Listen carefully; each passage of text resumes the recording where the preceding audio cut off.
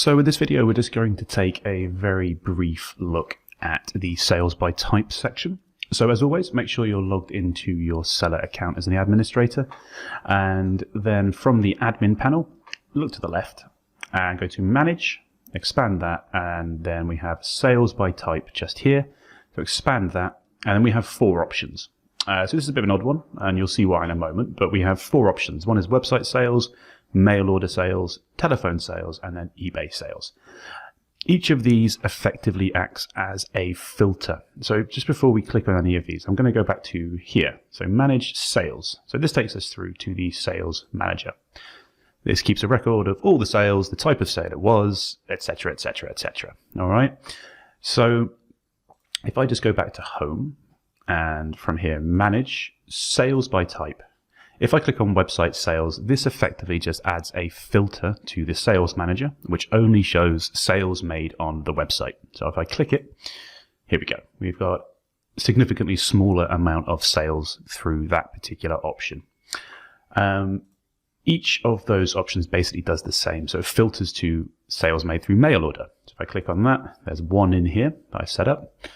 Go to show menus, manage sales by type. Again, telephone sales will just add a filter to the sales manager.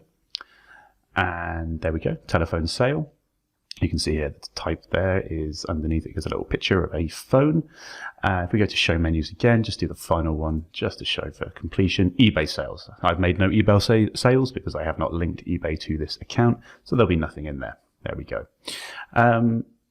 From the sales manager, so once you've used one of these sections, you can simply click show all and it will show everything again. Okay. This option up here, order type, is effectively the filter that is being used here. So in this sales by type, we actually only have four options, which is why I said earlier on it's a bit of an odd one, because if I click the drop down menu under order type, we see that there's actually a lot more you can choose from.